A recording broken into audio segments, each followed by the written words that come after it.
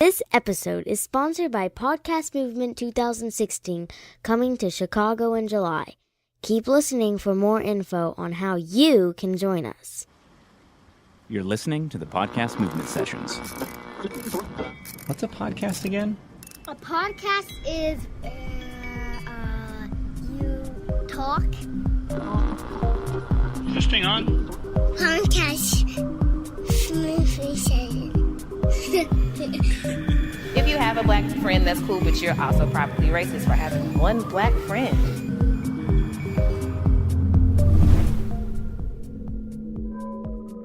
This is Podcast Movement Sessions. I'm Brian Orr, and today we're going to talk about an important subject, one that's definitely serious, but Heben and Tracy of the Another Round podcast do a great job of kind of lightening it up a little bit and being able to talk about something that's difficult, especially for a middle-aged white dude like me to talk about, and that's the subject of diversity. I spoke a little bit to Podcast Movement co-founder and primary organizer Dan Franks about my feelings about doing this episode about diversity, which is that overwhelmingly I just feel guilt.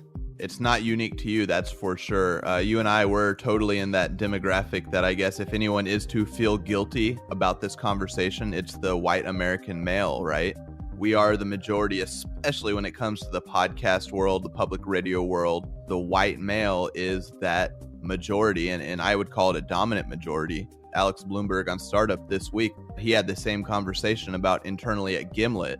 We're mainly white males. We have 3 females on this large staff. We have, I think, 2 or 3 minorities on this large staff. We have 2 or 3 that are homosexual. So the vast majority of people are white males there on staff, and they had that same conversation. And I think it's interesting. And Heben and Tracy, they do have this conversation a lot. And I think it's good. They're not afraid to just bring up the conversation. You and I, we are the majority. So I think it's normal for you to feel uncomfortable and me to feel uncomfortable as well. All right, you ready, Tracy? I'm set. Let's go. So, as you guys know, I'm Heben. This is Tracy. And this is Another Round with Heben and Tracy. We have been doing this only for a short 5 months? Yes. 6 almost? I don't know, something like that. So we're very new to this, and I don't know how much we're going to change your minds about everything that's going on in podcasting. That's a lot of pressure. It's a lot of pressure. That is a lot of pressure. But we did want to take a little time to talk about how we think about our show and how we think about diversity on our show, because that is something we're asked about all the time. I wonder why we get asked about diversity all the time. If you're not familiar with the show, first of all, shame on you. Second of all, we're happy to give you a short summation. We talk about race, class, gender, pop culture over lots of bourbon usually. Yes. Sometimes once tequila, never again Never tequila. again, never again. It didn't end well. And we also we really do just like have happy hour in a studio. So Yes. It's just me and my friend talking about squirrels, which Shit is that terrible. happened this week. Things and that happen. Stuff that we read. We talk about men a lot. Yes. For better and mostly for worse. Yes. If you haven't heard our show, Yes. we put together a little montage of some of our interests. Fun times, hanging out in Les Stude. That's French for the stewed. Hey everyone, I'm Heben. I'm Tracy. And this is Another Round with Heben and Tracy. Whoop whoop. What was that? I don't know. Learning and unlearning, how people perceive you, how people take you in just initially. We talk a lot about self-care on the show too. Like how do we take care of ourselves when it's just like too much? Out of nowhere comes this squirrel with no couth. Uncouth squirrel. Tracy's Animal Corner. There's no question in your mind that penguins have souls until you've seen a penguin cry. Oh my gosh. You have not known sorrow. Ally is an action, not an identity. Yes. Once you are woke, you will be uncomfortable forever. Right. I would love to buy around 4 fine ass, sexy ass Stephen Colbert with this new beard. Yes! Oh my What God. is he doing to me? Is this Jason Bateman character named I'm nervous. Conrad Valmont or Brooks Buffington? Oh my God, these names. First Lady of the City of New York, Shirley MacLaine. Crystal from The Read. Kaya Thomas, Teak Milan, Miss Lee Ann LaHavis is here. Roxanne Gay. Oh my God. The one and only Jay Smooth. Audie Cornish, host of NPR's All Things Considered. The question that we like to start off with for all of our guests is, what do you do and why? I see myself as a change maker. I co-host the Read. So that's our show. So as you heard, can everybody still hear me? Yeah, you do. Okay, as you heard, the first question that we like to ask everybody is, what do you do and why? So we're going to answer the same question for the first time. Usually we're the one asking the question. So you heard a little bit about what we do. Why do we do it?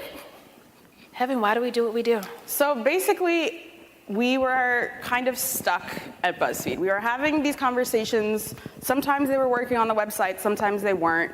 But we found ourselves wanting to have the kind of conversations we have about race, but also about just silly things. Right. In a way that was a little more intimate, in a way that was a little more conversational. And also in a way that wouldn't have us dealing with a bunch of, oh my God, this is racist things. We are a very white site. A hugely white site. And white people get very uncomfortable when you talk about race. Which is fine with us, you know. Right. Whatever. But we wanted to create a little space where that wasn't affecting our work. Right.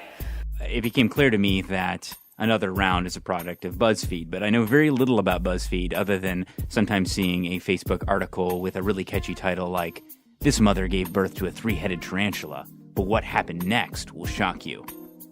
To find out more about Buzzfeed and what it's all about, I talked to somebody who's a little bit more of an expert than I am. But what I found will leave you breathless. Hi, I'm Eleanor Kagan, and I produce Another Round. I think specifically for BuzzFeed, diversity is a core value for the company as a whole. They have a really great diversity doctrine. It basically lays out in really clear language why diversity is so important to BuzzFeed. And it's this idea that you, as a white person, and I say white because white voices dominate the media, you cannot accurately represent all experiences and all viewpoints of people in the world. And if your goal is to have a massive audience, it is good for your business to have lots of voices of lots of backgrounds and experiences speaking to other people who share that identity. It's just a fact. And so beyond that, though, BuzzFeed is really dedicated to not hiring just one person of any particular like race or ethnicity or gender or religion or sexual orientation, disability, socioeconomic background, because having a diversity of voices within all of those identities means a diversity of viewpoints will be, go into the work. And no one should ever have to be the only one in the room, Like there should never be one person of color in a newsroom or in a media organization expected to represent the viewpoints of that entire group. So I think the idea here at BuzzFeed is to have a lot of people who fall under a particular identity, all doing work, representing all the vast different experiences of anyone with a particular identity. Also, we do it because there's not a lot of us doing it. Tracy has listened to 0 podcasts. I don't listen. I'm sure that's not entirely true. She listens to ours. I beg her to listen to ours. I listen to ours because we have to. I also listen to like 3 episodes of Serial, which is great, but I just don't have the attention span to anyway. And the reason that I never listened to podcasts is because I just assumed that it was like National Public Radio, just like a bunch of white dudes sitting around talking about hedge funds and finances or whatever white people talk about when we're not around. Right. That's hedge funds. This email that we got, I'm going to read it out loud. It says, "Heben and Tracy, thank you for validating the out of me as a black girl." That's the entire email. The whole email. She didn't say anything else. That's all. But that's really all she had to say. Because it's also like Stacey Marie Ishmael, who we heard in the opening clip, saying you can't be what you can't see. I never figured that this was a thing that I could be because I've never seen one of us before. It's a pretty good answer as to why we do and why. Quickly, we wanted to play another clip of a conversation that we had with NPR's Gene Demby. He heads up the Code Switch blog, which is their race and gender and stuff blog. Race and ethnicity blog. There you go. That's it. We had a conversation about the whiteness of the public radio voice. We will play that for you now. But I also think that there's more space for people like Tracy and y'all, this is what y'all doing to make podcasts, right? Mm-hmm. There's like, this is the thing. Like one of the big problems that public radio faces is like, okay, so it's super white, right? It's not very brown. it's not like brown people ain't listen to the radio. You know what I mean? Yeah. Like if you go to like Chicago or Philadelphia, there's incredible market penetration on like, on urban radio or whatever. Like you have to, there's an audience out there that is already listening to the radio, that already has the radio on, that is engaged, that has personalities that they like to listen to or whatever. But you have to find other ways to meet people where they are. When we say diversity, we mean brown people and brown voices, especially brown women of color, because there are even fewer of us Brown than there women are. of color. Brown women of color. The point is, you need to create spaces where brown people feel like they can have meaningful conversations and meaningful contributions to the work that you're doing. Right. And it's not just having one woman who's a part of your team, but who could feel alienated or doesn't feel comfortable. It's not about filling a quota. It's about creating a space where we see ourselves reflected in the things that you do, because that is what will keep us listening to you and paying attention to you and not talking bad about you behind your back. How do you diversity? Look at this guy. He doesn't know. He has no idea. He looks like he podcasts. About hedge funds. Yes. Especially hedge fund about hedge podcaster right there. Here's how you diversity, guys. Number one, try. Just try. Seek out brownness in brown people. You can't overestimate how much the step is necessary. Just try. I'm not trying to be that flippant. Honestly, people talk a lot about diversity. That's our point. Like, this is a word that's thrown around a lot. A lot of media organizations will release their diversity numbers, and they state diversity is one of their values. Right. And but when you ask them a follow-up question, like, what are you actually doing to achieve that, they give you a blank face. Yes. If you don't have to have the answer, but if you can't provide an answer to that question, that means you haven't thought about it. That means you're not trying. Yes. Also, a lot of corporations and things like to say, oh, well, we've tried and there just aren't any interested or qualified brown people out there. There's so many brown people out there, and if that's a thing that you believe, I would say. Perhaps billions. And if that's a thing that you believe, then it also means that you believe that the most qualified people happen to be white, which is problematic at best. I asked Dan about the feedback that he got coming out of Podcast Movement 2014 that led him to be much more intentional about diversity coming into Podcast Movement 2015. Yeah, and it was diversity basically in all sense of the word. Quite honestly, it was you don't have enough females, which was true. We don't have enough minorities, which was true. We didn't have enough variety in terms of podcast genres represented. So really that was the biggest takeaway and biggest focus of feedback we had after 2014 was just improve the diversity overall, not just diversity how sometimes we think of it, but the overall everything about the event just needed to be more diverse. Yeah, and that was something I want to give you a lot of credit for because, Heben and Tracy talk about just trying. That's where you start. You're just making an effort to be more diverse in the voices that you bring in. And I've seen you do that very intentionally. Like, you're kind of the driving force behind making sure that there's a lot of diversity in the voices. And I guess I'm interested in what was going on inside of you as you got that feedback and moved into Podcast Movement 2015. Well, and it's interesting because it was nothing was intentional the first year.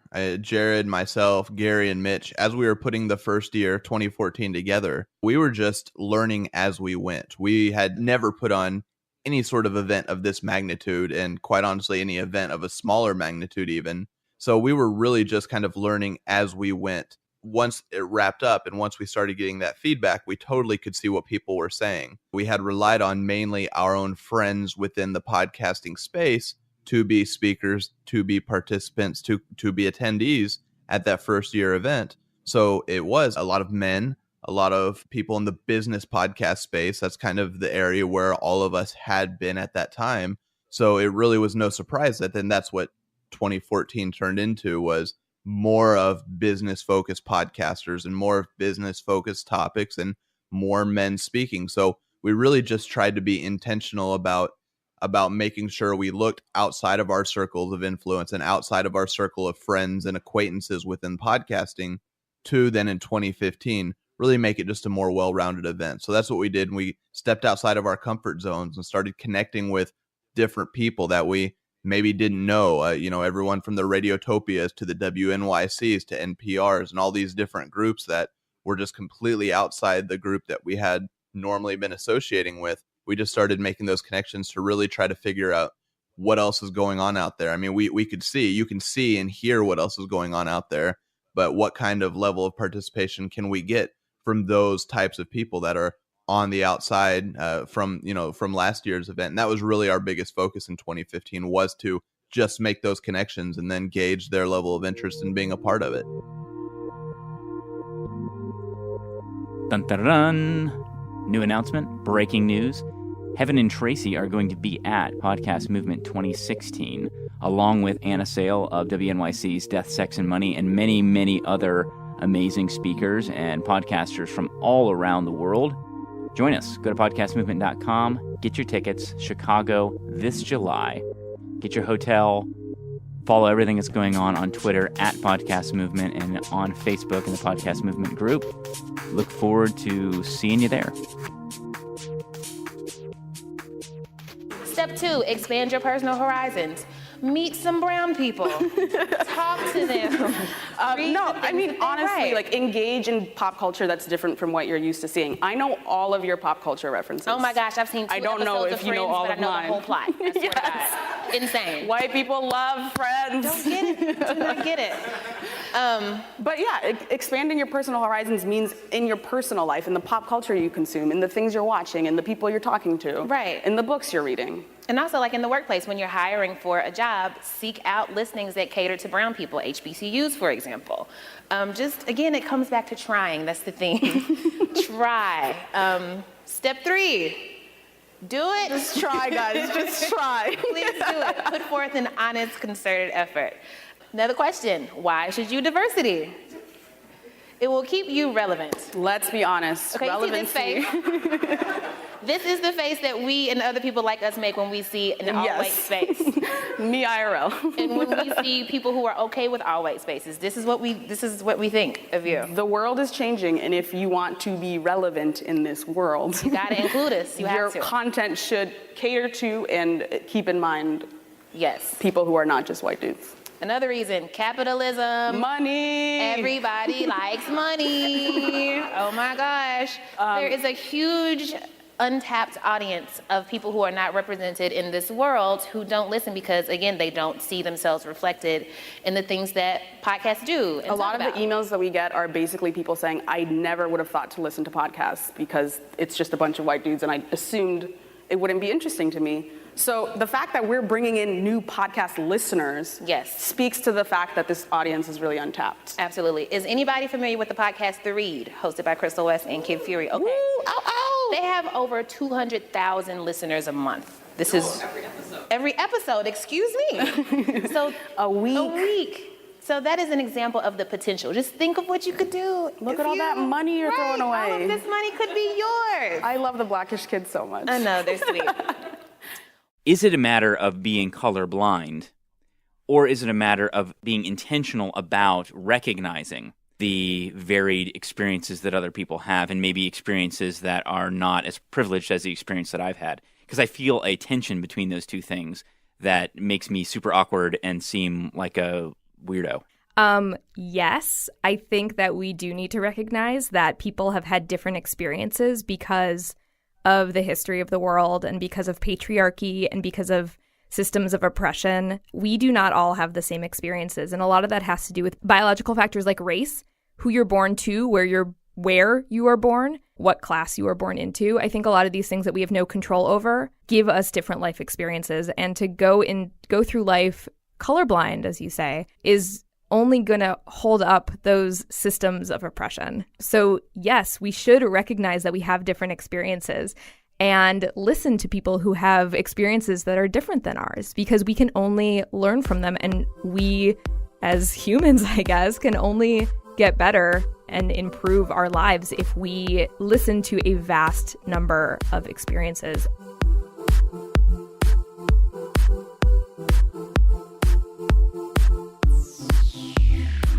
What happens when you diversity? Your show gets better. Facts. When you just include different ways to look at things, you can have different conversations about things. That keeps it interesting, that will keep people listening to you. Your audience grows. Like we mentioned, money. Right. You help solve racism, kind of. Okay. You personally help solve racism. Because I mean, the whole being a brown person who is silenced thing is kind of old. We're kind of over it. A little over it, I'm not gonna lie. We would love to have more microphones to have access to. It's just something different. Maybe let some brown folks talk. Maybe. You will look great. Personally, you'll be glowing. People will look at your show and say, "Oh my gosh, that person's they have great. Brown people on this show. I love it. This is a good person." We put that one last because that shouldn't be the reason you're doing things, right? But some people need that motivation. You need that little push. Okay. You will look fantastic. Okay. Is there a question, a litmus test that we can give ourselves that will help decide whether or not we're operating from a place of openness and diversity or a place of bias and privilege? You are. We are. Yes, we are. That is, I guess, understanding that yes, we always are is the litmus test, right? And that's a good question. I like that question. But I think the question becomes, and the litmus test becomes, are we making room for voices and for perspectives that are different than ours, or in addition to that, different from the other voices on this show? One hurdle to overcome with diversity is recognizing that we don't feel like we're not being diverse. We always feel like we're open to people, like we don't have bias. Recently, I met Shannon Kayson, and Shannon is a fantastic storyteller and a podcaster with the Homemade Stories podcast. Shannon and I actually have something in common. We both came up through blue-collar work, and in fact, he used to work at a plumbing distributor that I've actually been to many times. Shannon shares his experience of being in a situation that was not diverse and how that lack of diversity really did hold him back in ways that you really wouldn't expect. Hi, my name is Shannon Kayson. I worked at a plumbing wholesale company in Flint, Michigan. Flint, Michigan is a predominantly black city. I was the only black man working in the region. I don't even know how that happens. Many times I use that kind of opportunity to stand out and give a different perspective. And I remember we went out for a drink one day and we were talking about demanding customers and how warehouse issues. And after that, the conversation turned to NASCAR, deer hunting, and cabins up north. I didn't really have a breadth of knowledge about any of those topics. I'm just a city kid from Detroit, so I really didn't really know about those topics. I love learning and listening to new things, so I just listened in. And after a time frame, I felt like I can chime in on something, so I say, I remember my grandmother took me up north to Mackinac Island to the Lilac Festival, and no one seemed to really care about that conversation. Everybody just ordered another drink, and it kind of just drifted off into space. It's an uncomfortable place to feel isolated at work and not have certain connections. At the job, it kind of went the same way. I wasn't connecting. My mistakes seemed like they were magnified, but we would take these long orders and you'll miss some things, and the mistakes that I made seemed like they were larger than life. Other people can kind of gloss over a mistake or just kind of like laugh about it or crack a joke because of familiarity or connection, and I didn't have that. So it got to the point where I was put on a 90-day probation. I never really had any bad reviews or anything like that. I remember I moved with my new wife closer to this job.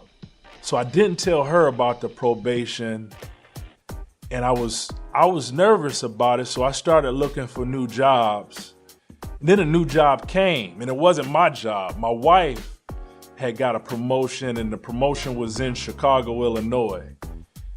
And I had to go into my boss, who had put me on probation, and ask him for this transfer. And it was challenging to get the transfer. He said there was really no positions for me available in Chicago, and that if I was to move to Chicago, I would have to take a demotion from inside sales to counter sales. And I was looking for new jobs anyway, so I took the job in counter sales because it's better to have a job than no job.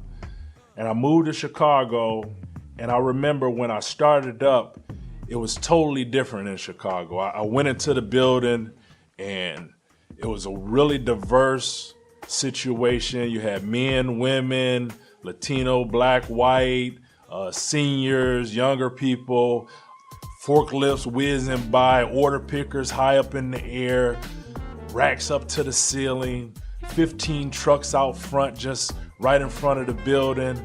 And I remember my manager, he was a black man. He shook my hand, showed me to the counter, and said, "Do a good job." And I did. I was making good connections with the people in the warehouse, customers, cracking jokes with them, having fun and making good sales. And after a time on the counter, I remember my boss came back out to me and we walked in front of the building and we were talking right in front of that rows of trucks. And he was saying that he was skeptical about initially hiring me because of the bad report I had from my former boss. But he was happy to see the improvement in my performance. And he was telling me that there was a position opening up for shipping manager, and he wanted me to take that position. I had never had any experience with managing 15 union drivers, but he said he'd think I'd do a good job. And I think I did. I went into the shipping management position, and as shipping manager, that's like one of the most important positions. Everyone in the company knows you, all the salespeople know you, all the top management knows you. Every part that has to get to customers in all of Chicagoland comes through me. I mean, it's a big deal. We shipped all the Kohler parts to the Trump Tower, so it's a really big deal. And I remember wanting more challenge. So after the shipping position, I asked for another position, and they put me back into sales. And I worked in sales for 6 months. Then I got my own facility. So I had my own building with my own shipping trucks and everything. I remember I was sitting in my manager meetings with my old boss who believed in me. And he would mentor me on leadership, but we would also talk about the Bulls winning the game, or we would talk about places downtown that plays the best blues music. So those types of things where we would have a relationship. They had this corporate-wide meeting. It was in another state. All the facility managers from all over the country were there. Las Vegas, San Francisco, Chicago, even Flint, Michigan. And I ran into my old boss, the guy who I didn't connect with, and he gave me a bad review and put me on probation and gave me a bad recommendation. And I ran into him. And I had my own facility at this time, and mine was a lot bigger than his. I had about 3 times the sales of his facility. And I remember we talked about the challenges of running our own plumbing wholesale company, and we related finally. And it was a cool experience.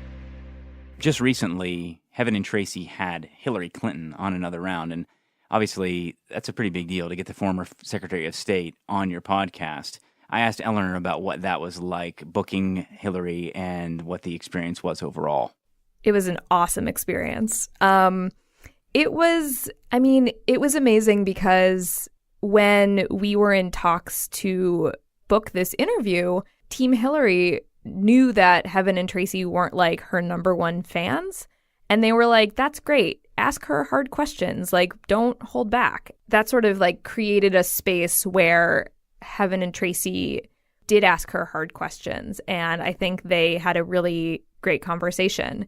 I don't know. I like felt really proud of Heben and Tracy in that moment of just like asking what they wanted to ask and, you know, looking a very powerful person in the eye and speaking their experiences that are true to themselves. And then, you know, to be able to be in that room felt very powerful. And then to release that to the world was very, very exciting. We think that some of you may have some questions. So we took the pleasure of asking them ourselves. Isn't seeking out specifically brown voices because they are brown racist? Answer. Beyonce says no. Beyonce says no. Not at all. It would be maybe racist if there weren't billions of other white spaces on the planet that we've been kept out of forever. Right. You know, if you can't see yourself reflected in our podcast, you've got a slew of others. You'll be okay. You'll be fine. I had a brown person on my show once. That's enough, right? Answer. Michelle Obama says no. Michelle says no. I hope we don't have to expound. This is the I have a black friend argument. Yes. Which, if you have a black friend, that's cool, but you're also probably racist for having one black friend. I still don't quite understand why I should diversity. My podcast is doing well, and my colorless world is just fine. This is what Spike Lee thinks of you. Not into it. Not into it. I mean, there's no reason not to, really. It can only help you. You can only help yourself by diversitying. I'm afraid that my current listeners will turn away from me if I bring in too many voices they can't relate to. Should I steal diversity? Answer. What? Honestly, it's relatability is this word that comes up a lot. We often don't relate to the pop culture that's given to us, but somehow you tell us it's a universal story, and we buy along that story. We're like, yeah, I can get something out of this. Also, occasionally we can manage to connect to other humans, even if they don't look like us. It's a thing that you can do. You know, it's very possible. Right. So, yeah, relatability can be this like Scrooge word that gets thrown into this conversation, but honestly, if you feel like you can't relate to the content specifically for people of color, I think that's a little more internal soul searching you need to do. Maybe therapy could also Maybe help. therapy. Perhaps consider it, that's all I'm saying. I've tried to book guests of color, but the only ones who bite are white folks. What do I do? I just love this GIF so much. It's just a sea of unapproving brown folks. So what you do in this situation is, again, coming back to the main point, try, keep trying. The thing is, it might be more work than you're used to. Like, if your circle, as we've established, is just a crew of white dudes or whatever, you're gonna have to put in a little more effort to step outside of that circle. You're gonna have to find these organizations that people of color, like National Association of Black Journalists, you can find a lot of people in that for anything. And you should also remember that change is not easy. Change is hard. It'll take a lot of time. It'll take a lot of being frustrated. And a lot of awkward conversations. Yeah, commit to being awkward and uncomfortable. Yes. We live in discomfort every day, and we're still alive. So prove that you can be uncomfortable and still make it. And also remember that there are a lot of us out there. There are so many brown people. Billions. There really is literally billions. Just keep working at it. Keep trying. In conclusion, Shia LaBeouf says, just do it. Just try. Please try. There's money in it for you. You'll look amazing. Also, have fun. I feel like a lot of people who, again, don't spend a lot of time thinking and talking about race, you know, it's not a comfortable thing. It's kind of stressful. You know, people died because of racism, and it's kind of a heavy topic. But you can still have fun. You can still have a good podcast. Look at how much fun we're having. We have fun Look at that. every week. Having a ball. Drinking does help. If you can. Get some bourbon in your life. Also drink, that helps. But I think that's that concludes How to Diversity. Yeah, that's how you do it.